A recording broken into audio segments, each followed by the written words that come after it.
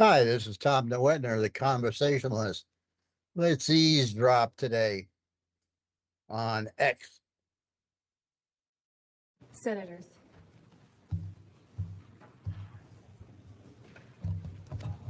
Members of the Senate. When the House managers gave you their presentation, when they submitted their brief, they repeatedly referenced Hunter Biden and Burisma. They spoke to you for over 21 hours, and they referenced Biden or Burisma over 400 times.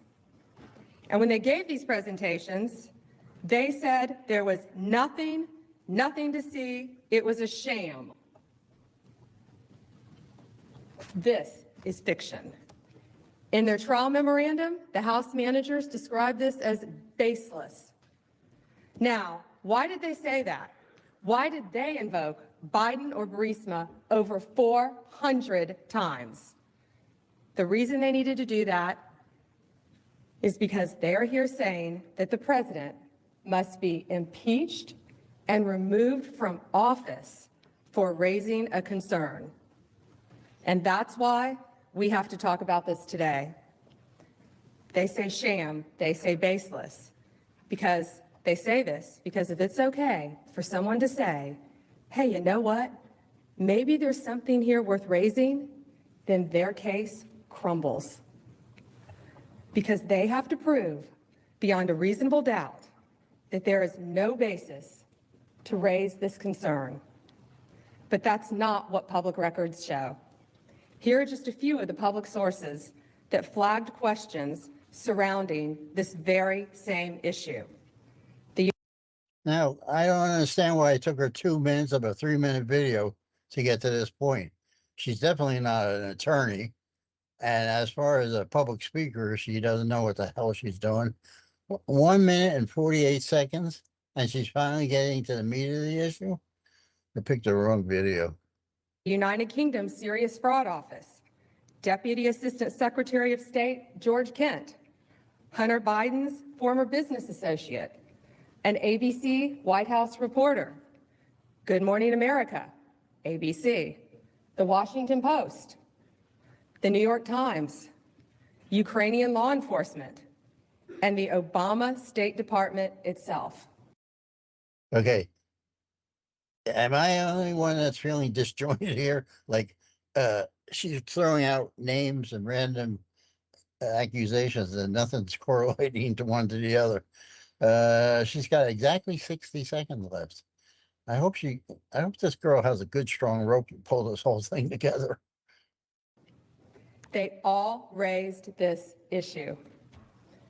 We would prefer not to be talking about this.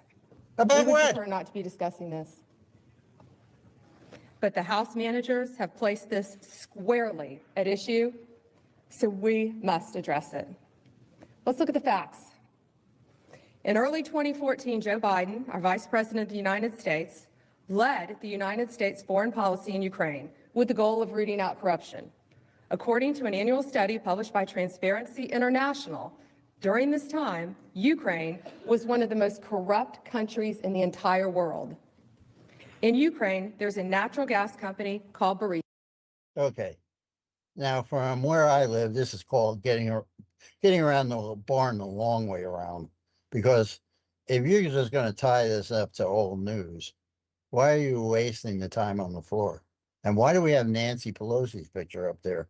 She doesn't even know where Ukraine is. Well, I'll let her finish out her little tirade here, but yeah, definitely picked the wrong video. Burisma. Burisma has been owned by an oligarch named Mykola Solchevsky. Here's what happened very shortly after Vice President Biden was made U.S. point man for Ukraine. Oh, that's perfect. She gets to the punchline and she runs out of time. I see you say traitors part one. You're a traitor to the human society. Let's see if we can find something else, something more appropriate. Somebody actually has something to say. Wouldn't that be nice?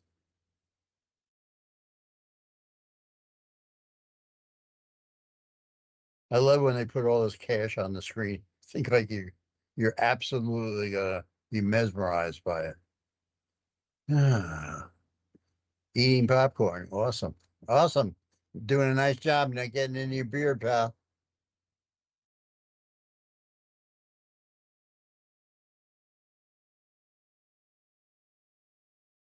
Hmm.